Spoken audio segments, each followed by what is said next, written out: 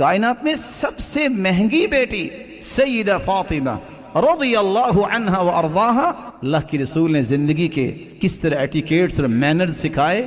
جب وہ سیدنا علی رضی اللہ تعالی عنہ کے پاس گئیں، شادی ہوئی، تو کیا کہتی ہیں؟ راوی کہتے ہیں فجرت بالرحا، آٹا پیسنے کے لیے چکی خود چلاتی ہیں، حتی اثرت بیدیہا، حتی کہ ہاتھوں پہ نشان بن گئے. آج کیا ہوتا ہے؟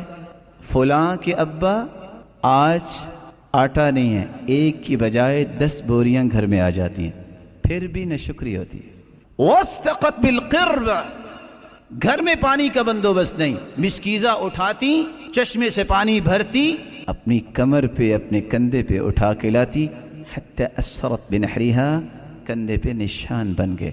آج اللہ تعالیٰ کی نعمتیں دیکھیے، جس گھر میں جس کمرے میں جائیے ہاٹ اینڈ کولڈ، دو سسٹم، پھر بھی اللہ کا شکر نہیں. وقمت البیت، گھر کی صفائی خود کرتی، حتی غبرت ثیابها، لباس گرد آلود ہو جاتا. واوقدت القدر، ہنڈیا خود پکاتی، حتی دکنت ثیابها، اس وقت تو یہ گیس، یہ اوون اور نہ جانے کیا کیا سلسلے آ گئے نہیں تھے.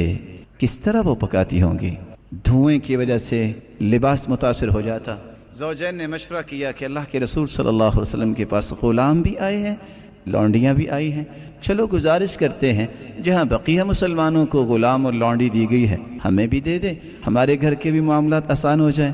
سیدہ عائشہ طاہرہ مطہرہ رضی اللہ عنہ کے پاس پہنچے. اللہ کے رسول صلی اللہ علیہ وسلم گھر میں نہیں تھے، قصہ بیان کیا، واپس آ گئے. جب اللہ کے رسول صلی اللہ علیہ وسلم تشریف لائے، فوراً اپنی بیٹی کے گھر آئے. غلام لے کے اور لونڈی لے کے نہیں آئے.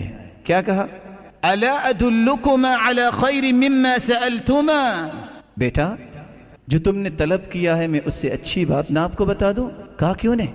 اذا اخذتما مضاجعکما فسبح 33 واحمد 33 وكبر 34 فذلكما خير لكما من خادم. جب کام کر کے تھک جاؤ، بستر کی طرف جاؤ تو 33 مرتبہ سبحان اللہ کہہ دینا، 33 مرتبہ الحمدللہ کہہ دینا، 34 مرتبہ اللہ اکبر کہہ دینا. خادم کام تو کر سکے گا لیکن تمہارے جسم میں تر و تازگی تو نہیں آئے گی. یہ تم پڑھ کے سو جاؤ گے، تھکاوٹ بھی دور ہو جائے گی اور جسم دوبارہ سے تر و تازہ بھی ہو جائیں گے. اور اس کا ایک اور فائدہ جو دوسری حدیث میں ہے، من سبح اللہ 33 وحمد اللہ 33 وکبر اللہ 33، جو 33 مرتبہ سبحان اللہ کہتا ہے، 33 مرتبہ الحمدللہ کہتا ہے، 33 مرتبہ اللہ اکبر کہتا ہے اور 100 کا عدد پورا کرنے کے لیے یہ کلمات کہتا ہے، لا الہ الا اللہ وحدہ لا شریک لہ لہ الملک ولہ الحمد وہو علی کل شیء قدیر، 100 پورا ہو جاتا ہے.